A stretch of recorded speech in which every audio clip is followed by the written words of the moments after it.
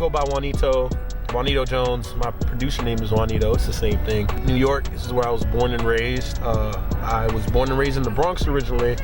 Most of my life, I've been living over here at the Upper East Side for about 4 years with my fiance. Changed my whole life around. I love New York, I do. It's a very beautiful place. I don't even think I had much of an inspiration to make beats. I started off as an artist, still am an artist, and I just didn't want to go online and just steal beats. And I was like, I ain't paying for no beats. And I was like, man, there has to be another way. I didn't want to rely on people. People take forever, they get impatient. I just like downloaded, bought a software. I started off with IMPC. I grew up like always like sampling was my thing. I grew up with vinyls and just always had vinyls laying around. I used to always listen to music, and I was like, man, I could do that. And lo and behold, I just started making beats one day. And at first, I was just making them to make them. I was just making beats just to make beats. And then after a while, I was like, I can make this into a full-time career. And then ever since, I've just been doing it full-time. J. Cole, hands down, is my absolute favorite artist. He's my biggest inspiration.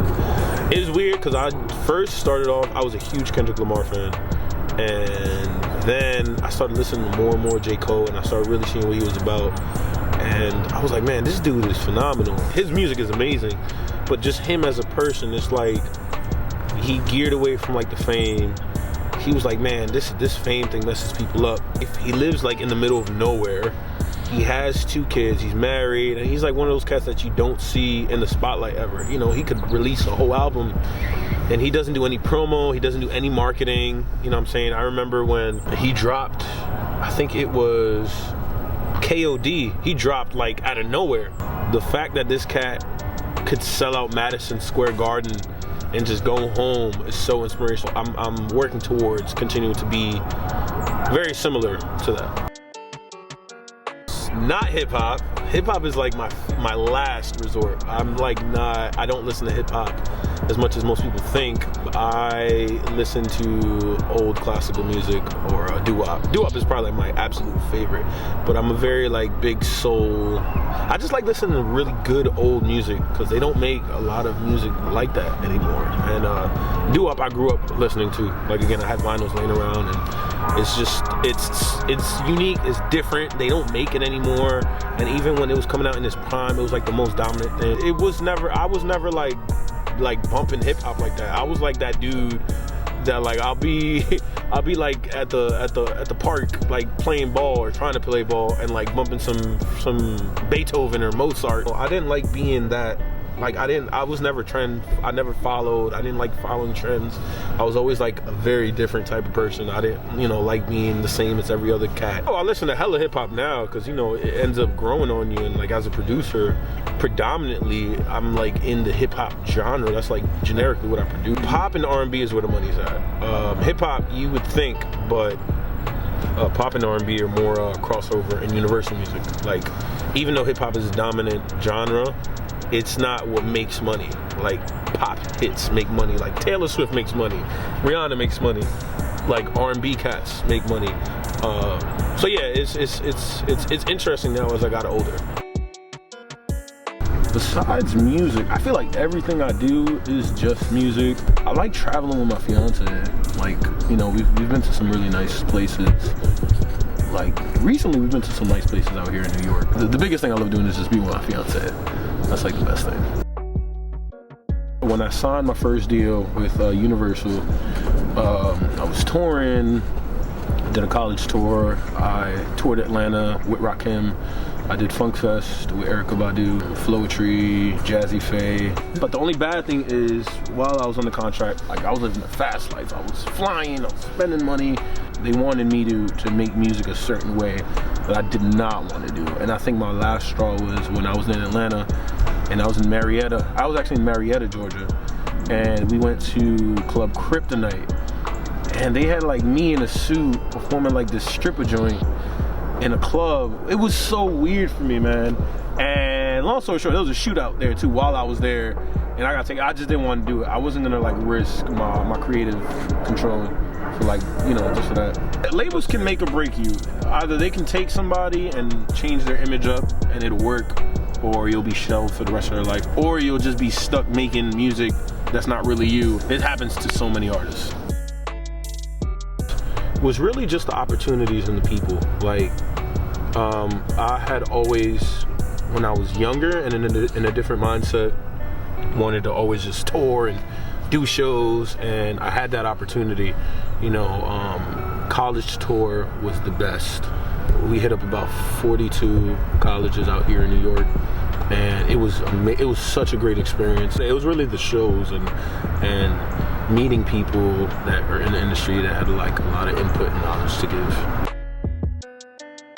Sound of the music I make, New York plays a big part in, but I've also been a person that I've been influenced by sounds from all around the world, especially with producing. You know, you get sounds from different countries and you put them all into one. But in terms of like as an artist and making music, New York really does have a big impact on the way that I write music.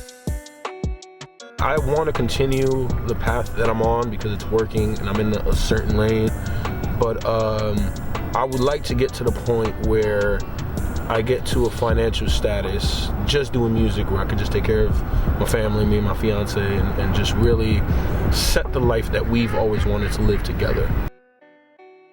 I do music all day, every day, so I feel like every day I'm just improving on something different.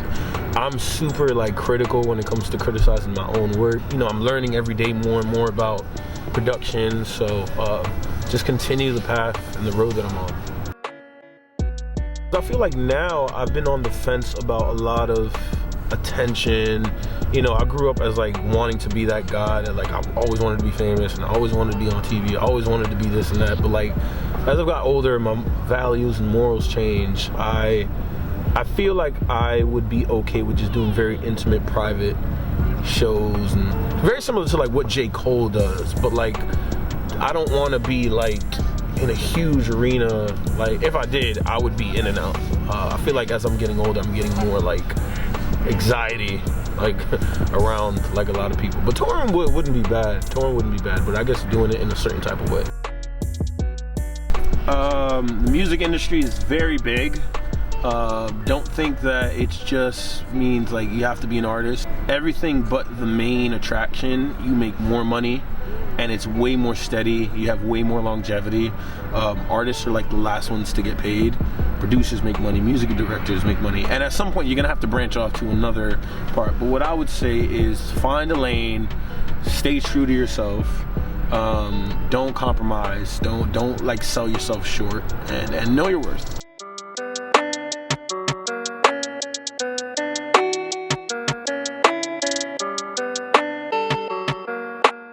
When you finally get things that you've always wanted, you really don't want them anymore. You know what I'm saying? J. Cole said that about like Rolexes. He was like, yo, I used to always want a Rolex.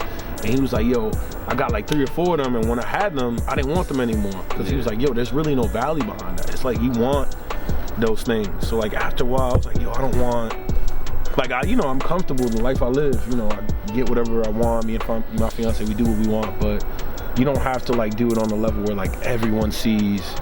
You know what I'm saying? Like I don't have to roll up on somebody with like the goons, or I don't have to like show up in a limo, or like, you know what I'm saying? Yeah. But it's really a different perspective. And I don't know, I look at life a little bit differently. Life is very short. Yeah, you don't know when it's your time. Yeah. I feel like you only get older as days go by. So I don't know, man, you gotta just live life to the fullest, because you never know, you know what I'm saying? Like obviously you want to turn up as much as you can. Yeah. But, you know, just be mindful and shit.